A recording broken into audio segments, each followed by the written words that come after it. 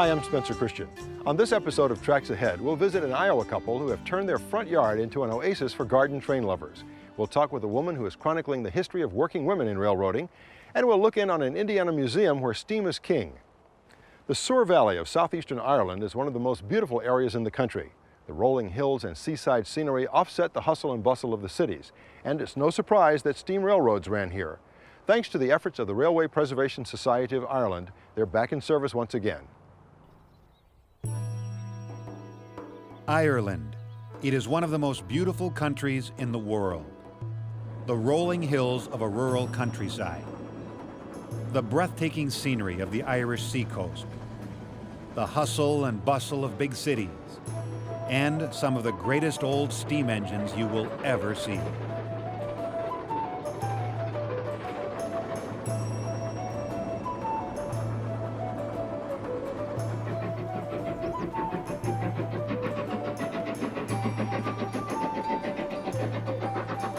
For more than 40 years now, the Railway Preservation Society of Ireland has been preserving and operating steam locomotives which had been rapidly disappearing from the Irish railway system. The Society owns and operates a fleet of 9 steam locomotives and more than 20 vintage cars on what is essentially a rolling public museum. Steam locomotives have been out of active use in Ireland since 1971, which is a lot later than the rest of the UK. And I think we've got a very unique setup here with wider gauge, 5'3" gauge, and a unique collection of mainline steam locomotives. It's important to bring that to the general public. We've got a role to play now in education, and I think the days of boys playing trains have long gone, and we are now an active service for the general public. You can't really appreciate a steam locomotive unless it's actually living and breathing. I mean, when the fire's inside it and the smell of the smoke is wafting back across the platform, it creates a very unique atmosphere. And I think this train, over and above all of the other trains that we run, really embodies that atmosphere. And you'll find that the people who come on this train really live and breathe the 3-day tour. In fact, I've already suggested that we should write a book about it. There are so many anecdotal stories about the exciting things that happen on this tour that it just wouldn't have happened if the locomotives were in a museum.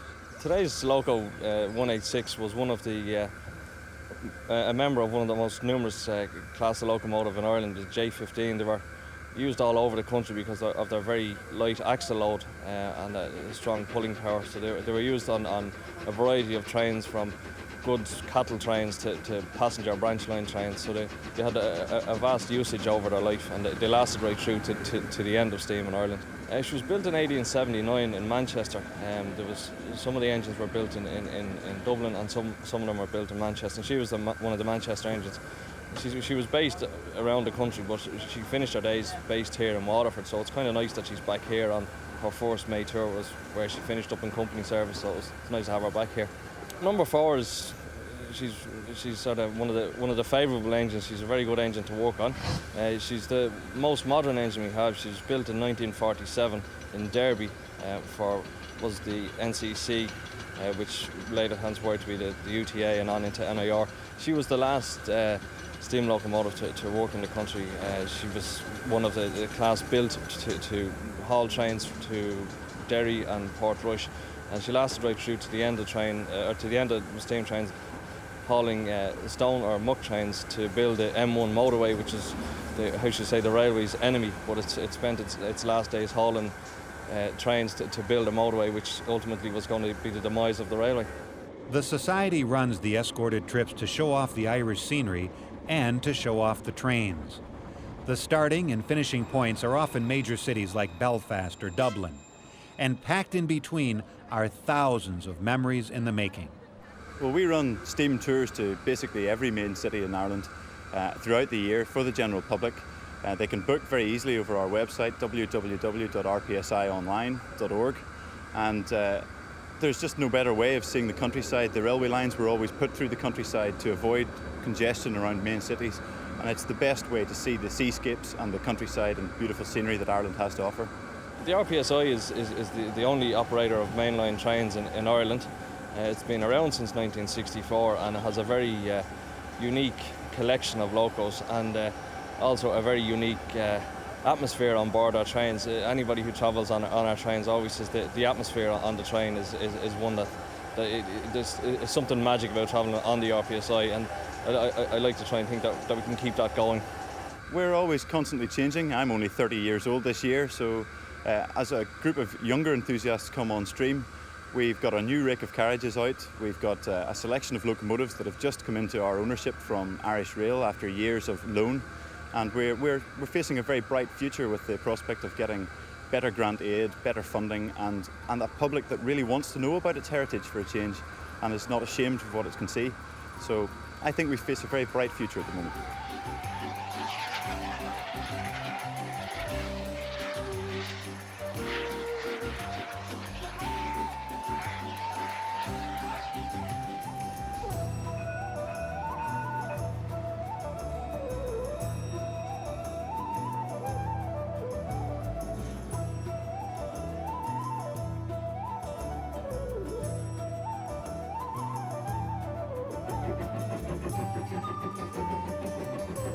Irish history,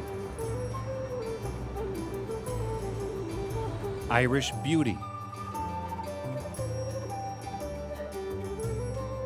Irish class, the Irish work ethic. It's everywhere you look. But nowhere is it more evident than on the trains of the Railway Preservation Society of Ireland.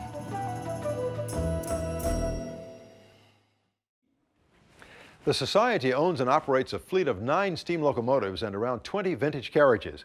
They offer trips on an annual basis, so check their website for additional information. Next, we travel to the heart of the country to see how Gary and Ione Edlin have turned their Iowa riverside gardens into an oasis for train lovers. How many people buy locomotives and engines just to break them apart and rebuild them in a completely new way? And how many people have garden railroads in their front yard, as well as an HO scale layout in their living room? The answer to all 3 questions is Gary and Ione Edlin. When we got married, I had a layout in the mobile home I lived in Arlington, Texas. And when she saw it, from then on, we have had railroad in the living room. The model railroad in the house, first of all, is something of great beauty, and no one else that I know has 3D pictures in their living room. Their Iowa home is a mecca for train lovers. The layout in their living room kept Gary busy for over 40 years. Garden railroading became a very high interest to me the day Bachman came out with their 42-ton Shay. I had to have one. I just needed one real bad. But I loved geared engines, and I always have. Basically, that's all I have. Gary realized that garden railroading was a hobby that both he and Ione, an avid gardener, could enjoy together. But first, they had to do a lot of work to prepare their property for the new trains. They got to work installing the retaining walls and 40 cubic yards of dirt that would host 80 miniature shrubs and trees. The property slopes downhill, enabling the layout to feature both an upper pond and a lower pond. Gary hand-laid the track, just as he had done with his old HO layout. Now, the Cascade Timber and Mining Railroad looks as though it's been there since the 1930s. I'm modeling very loosely from the turn of the century until up to 1938. I've tried to stay very close to that. I love this history. I'm a real crazy nut about logging and also about geared engines and anything mechanical and moving. I built a timber and mining railway because I love the uniqueness of all of the equipment that they used in these industries. Being a model builder, I am able to create models that are very complex and difficult and yet could be built in the backwoods by any blacksmith or machinist at the time. Most of the structures, bridges, and trestles on this 308-foot-long garden railroad were scratch-built by Gary. There's the Sweet Pea Fertilizer Plant, a tranquil mill overlooking the Cascade River, and a colorful windmill gas station built from photographs and sketches Gary took of an actual structure over 15 years ago. Even most of the cars are scratch-built or kit-bashed. Mostly I buy the cars because I need to buy the trucks. and that's almost as cheap to buy them that way. And then I'm a person that can't stand having something that everybody else has. So all of my equipment has to be of my own making. It just takes a lot of guts, if you will, to take an $800 engine and tear it apart and make it into something else. Millie, the Climax locomotive, I was honored to take first place at 2001 in Seattle at the National Garden Railway meet, and the steam donkey placed first in off-road equipment. While Gary keeps busy building everything from trestles to bucket coaling stations, Ione takes charge of the gardens. In the spring, I have to clean up, pull out, replant, and decide on some new annuals. That pretty well takes up about a month, and then after that it's just maintaining. About an hour or so a day I spend out here, and I deadhead the flowers and look for weeds if they dare to come up in my garden. Even though the nearest Garden Railroad Club member lives 160 miles away, Gary and Ione manage to attend club meetings regularly.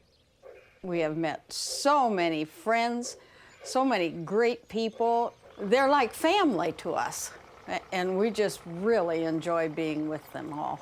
It's actually brought both Ione and I closer together, working on the railroad, visiting around the countryside, meeting people. We've met a lot of people in the hobby that I have always admired and had never met, going to the conventions and so forth. It just comes together, and we just really work together well on it, and we appreciate what each other does, and it's just a thing of beauty and of love. As with any railroad, work is never done, and Gary and Ione plan to continually upgrade and expand the operation. In a moment, we'll visit with Shirley Berman, who has both photographed and collected images of women working in railroading. She's written a book called She's Been Working on the Railroad, and she'll tell us about her latest research. First, let's visit the rural countryside of LaPorte, Indiana. There, nestled in the trees, we'll find a unique outdoor museum featuring a varied collection of steam equipment. Perhaps no single word means so much to the world of railroading as the word steam. The technology of steam powered the Industrial Revolution of the late 19th century, and without steam technology, there would have been no railroads during that time. And almost nowhere is the legacy of steam preserved and honored as it is at the Hesston Steam Museum near LaPorte, Indiana. We have a very unique grounds here. It's 155 acres, but we've got a railroad that takes you on a journey that's 2.5 miles long, but it seems a great deal longer. It winds through the woods and it winds past farm fields. It really gives you a sense of what narrow gauge railroading was, and it gives you a sense that you've gone somewhere and done something. It also it shows you the demonstration of steam that you couldn't get from any book. You need to come in the gate, take a look around, look at the sawmill and the steam crane and the electric power plant, and ride the steam locomotives to really understand what steam was in the turn of the century, in our industrial age. John Idris founded the Hesston Steam Museum by going out and purchasing a traction engine, steam tractor. He couldn't run it at his property in the city, so he decided to buy some acreage out in the country. That led him to this site, and he bought 22 acres. In the course of time, he kind of brought in people that were interested in steam and steam equipment and had steam equipment. In the early 50s, that they put on their first steam show on Labor Day weekend. Elliott Donnelly of R.R. Donnelly & Sons Printing happened out one day and took a look around and saw the guys really worked hard. He was an avid steam buff, railroad buff. He was on the board of 3 different railroads, I believe. And he decided that he wanted to help them put in a railroad. He put in a very unique 3-foot and 2-foot gauge, dual gauge, narrow gauge railroad, and started buying locomotives and rolling stock to donate to the organization. John Idris likes to reminisce about his first meeting with Elliott Donnelly, who bankrolled the museum in its early days. A big, tall guy, old burnt in his hat and hair stuck out and ragged as a barrel of kraut, and introduced me as Elliot Donnelly. He says, listen, he says, why don't you take one of your key people and yourself, and Aker and I will go to dinner tonight. Around 8 o'clock, we took off in his car, one of my boys here, and the banker, and off we went to New Buffalo, Michigan, to Little Bohemia. We parked our carcasses there and started ordering drinks. And he says, why don't you pick up some acreage adjoining your 22 acres, he says, and put it in your name so the price don't go to Paris. He says, we'll pick up 100, 150 acres. Yeah, I said, well, hell, us guys couldn't even buy a railroad tie, we're so broke. He says, don't worry about that. He says, I'll start you out with $150,000. Well, we about went under the table, the boy with me. And as the evening went on, he says, the more I drink, the looser I get with my money. Well, I made sure the glasses were full to the brim, I'll tell you, with the waitress. Before we left, he was going to give us $250,000. Building and maintaining all this has long depended on the dedication of tireless volunteers. The backbone of this place is its volunteers. We could not operate without them. Aboard! Highball! So we've got people that I think most of the people think they were born just a little bit too late. They want to experience steam and experience kind of a way of life that is past. With 7 locomotives, an eclectic mix of rolling stock and 4 different narrow gauge formats, the Hesston Museum is truly a unique experience for railroading fans both young and old.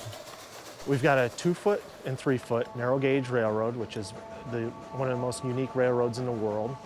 We also have a 14-inch gauge, which is a quarter scale sized live steam railroad that was donated by the Elliot Donnelly family of Lake Forest, Illinois. The 1.5-inch railroad, the little trains as we call them, are basically built by the fellows that run them. And they've got about a mile of track, and it goes underneath a bridge and back over it. It's quite a beautiful trip.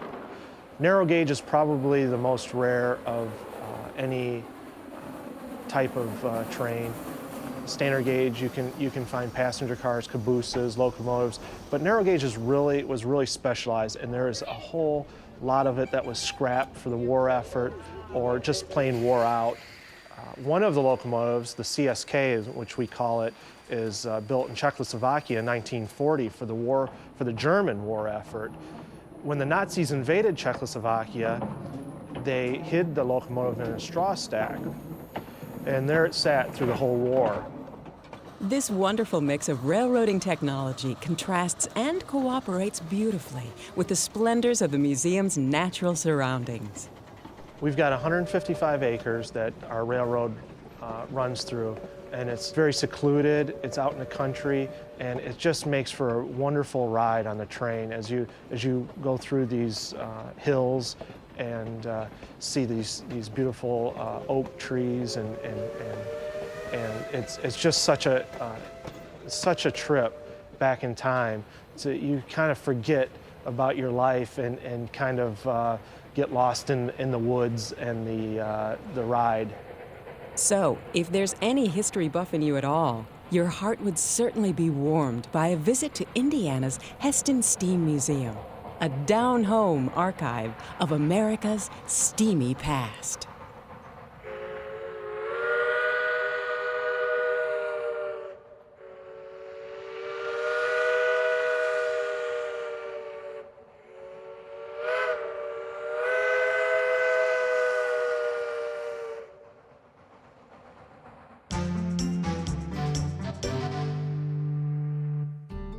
Most of us have heard of Rosie the Riveter, but how many people have heard of Leah the telegraph operator? If Shirley Berman has her way, the tales of women working on the railroad will become both well-known and popular. As a photographer, Shirley has documented women working on railroads for the past 2 decades. As an historian, she's traced the role of women in railroading as far back as 1838. A collection of both her original work and historic photographs from her personal collection can be seen in the book She's Been Working on the Railroad. The women have worked at just about all the similar jobs that men have held, some in lesser degree though. The earliest jobs were in the services, cleaning, maintaining. Then they went from that to the telegraph operators, telegraph agents. They were station agents. Then they moved in from the services and the telegraphs into the war times, World War I, to doing just whatever the men were doing. They were trained to replace the men who'd gone off to war. So those jobs could be anywhere from working in the roundhouse to unloading, right up until today's women are doing everything. As with every other industry, women have had to fight for their equality on the rails. Today, women can be found working at jobs once held only by men.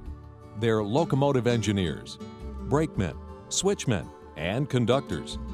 Maybe someday the titles will change to brake person or switch person. Right now, women are making up for lost time. It hasn't been easy. Leah Rosenfeld was a friend of my husband's she was a telegraph operator, a station agent. She had been denied numerous promotions based on her sex, even though she had the qualifications, the seniority, which is how every job in the railroad is based on seniority. And so she got fed up and decided to file this lawsuit against her railroad, Southern Pacific, and state of California. She went to court, it took years and years, but she finally won.